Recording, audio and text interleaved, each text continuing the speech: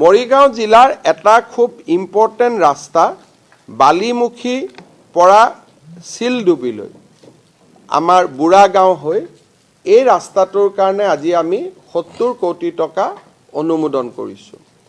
মৰিগাঁও নগৰৰ পুৰা ড্ৰেইনেজ সিস্টেমটো নতুনকৈ সুন্দৰ কৰাৰ বাবে আগতে মই এটা এনাউন্সো কৰিছিলোঁ, গোটেইখিনি মিলি আজি আমি 55 কোটি টকাৰ অনুমোদন জনাইছোঁ। মৰিগাঁও সাৰ্কিট হাউচটো নতুনকৈ নিৰ্মাণ কৰাৰ কাৰণে আমি 15 কোটি টকাৰ অনুমোদন জনাইছোঁ। জোনবিল মেলাত এটা সুন্দৰ ষ্টেজ নিৰ্মাণ কৰিবৰ বাবে আমি 5 কোটি টকাৰ অনুমোদন জনাইছোঁ। ক্ষীৰোদ বৰুৱা ষ্টেডিয়ামৰ বাকী থকা পেভিলিয়নখিনি নিৰ্মাণ কৰি তাক আটক ধুনীয়া কৰাৰ বাবে আমি 5 কোটি টকাৰ অনুমোদন জনাইছোঁ। আমাৰ জালুগুটি গাঁৱত ইলাৰাম বাপ যি আমাৰ নৱ বৈষ্ণৱ আন্দোলনৰ এগৰাকী মহান পুৰোধা আছিল, জালুগুটিত সেই স্থানত প্ৰকল্প এটা নিৰ্মাণৰ বাবে আমি 5 কোটি টকাৰ অনুমোদন কৰিছোঁ। মৰিগাঁৱত অডিটৰিয়ামৰ অভাৱ, 1000 লোক বহিব পৰাকৈ সভা সমিতি কৰাৰ অভাৱ। মৰিগাঁৱত এটা সুন্দৰ প্ৰেক্ষাগৃহ ইলাৰাম দাস আটাৰ নামতে আমি প্ৰায় 20 কোটি টকা খৰচ কৰি এটা শংকৰদেৱ কলাক্ষেত্ৰৰ দৰে এটা আটক ধুনীয়া প্ৰেক্ষাগৃহ নিৰ্মাণৰ বাবেও আজি কেবিনেটে অনুমোদন দিছে।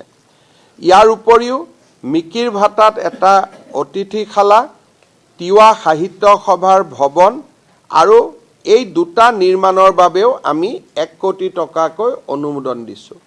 কপাহেৰা ষ্টেডিয়ামখন সম্পূৰ্ণ কৰাৰ বাবে আমি 3 কোটি টকাৰ আৰু এটা অনুদান আজি কেবিনেটে ঘোষণা কৰিছে। মৰিগাঁৱৰ কেইবাখনো বিদ্যালয়ে ইতিমধ্যে 100টা গৌৰৱ উজ্জ্বল বছৰ পাৰ কৰিছে। মৰিগাঁৱৰ central Motiram Bora higher secondary school, মই জিলা কৈছোঁ, সমষ্টি কোৱা নাই। মৰিগাঁৱৰ আজাৰবাদ উচ্চতৰ মাধ্যমিক বিদ্যালয়, আজাৰবাৰী, গড়মাৰী আঞ্চলিক উচ্চ মাধ্যমিক বিদ্যালয়, মিকিৰ ভেটা উচ্চতৰ মাধ্যমিক বিদ্যালয়, চুকদল সৰুবৰী উচ্চতৰ মাধ্যমিক বিদ্যালয়, Morigaon collegiate higher secondary school, Moirabari girls high school, লাহৰীঘাটৰ GRB চৰাইহাগী ছেকেণ্ডাৰী স্কুল আৰু লাহৰীঘাটৰে ফলিহামাৰী হাইস্কুলৰ বাবে প্ৰতিখন স্কুলৰ বাবে আমি 8 কোটিকৈ টকা অনুমোদন জনাইছোঁ, যাতে অতি সুন্দৰ একোটা ভৱন আমি নিৰ্মাণ কৰি উলিয়াব পাৰোঁ। ইয়াৰ উপৰিও মৰিগাঁও কলেজ, জাগিৰোড কলেজ, মায়ং আঞ্চলিক college, Ghanakanta Barua college, Bhoragaon college, Lahorighat college, Charaibahi college আৰু মইৰাবাৰী কলেজ, প্ৰতিখন কলেজলৈ আমি 5 কোটিকৈ টকাৰ অনুমোদন দিছোঁ। মই ভাবোঁ প্ৰায় 270 কোটি টকাতকৈ অধিক মৰিগাঁও জিলাৰ আৰ্থ সামাজিক বিকাশৰ বাবে আমি ব্যয় কৰিব পাৰিম। আমাৰ চলি থকা আঁচনিবিলাকৰ উপৰিও মৰিগাঁও জিলাৰ উন্নয়নৰ কাৰণে এই আঁচনিখিনি আজি আমি ঘোষণা কৰিছোঁ। দীৰ্ঘকালীন ভিত্তিত মৰিগাঁৱত মেডিকেল কলেজখন হৈ যোৱাৰ লগে লগে তাত BSc নাৰ্ছিং কলেজ এখন স্থাপনৰ বাবেও আমি প্ৰচেষ্টা হাতত ল'ম। ইয়াৰ উপৰিও জাগিৰোডত উদ্যোগিক পাম হোৱাৰ পিছত, ছেমি কণ্ডাক্টৰ উদ্যোগ হোৱাৰ পিছত মৰিগাঁওক লৈ বা জাগিৰোডক লৈ মানুহৰ এটা উৎসাহ আছে। গতিকে আমি মৰিগাঁও জিলাৰ উপায়ুক্তক অনুৰোধ কৰিছোঁ, যদি ৰাইজৰ আপত্তি নাথাকে, মই আকৌ বাৰে বাৰে কৈছোঁ ৰাইজৰ আপত্তি থাকিব নালাগে, ৰাইজৰ যদি আপত্তি নাথাকে মৰিগাঁৱত 1000 বিঘা মাটিৰে আৰু এটা ঔদ্যোগিক পাম আমি নিৰ্মাণ কৰিবলৈ আগ্ৰহী।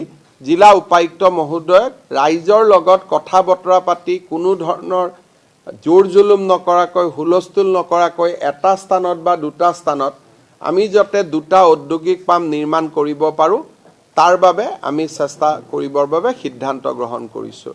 আৰু আপোনালোকে গমেই পায় যে 1 ফেব্ৰুৱাৰীত মৰিগাঁও জাগিৰোডৰ ৰাস্তাৰ ওপৰত যিখন দলং আছিল, জাগি ভকত গাঁৱৰ দলংখনো শুভ উদ্বোধন কৰা হ'ব। এইখিনি আজি ঘোষণা আছিলে।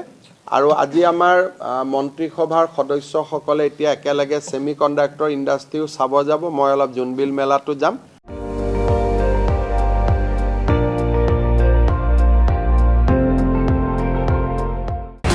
আপুনি চাই আছে ND24 সৰ্বশ্ৰেষ্ঠ নহয় সৰ্বোত্তমৰ দৌৰত।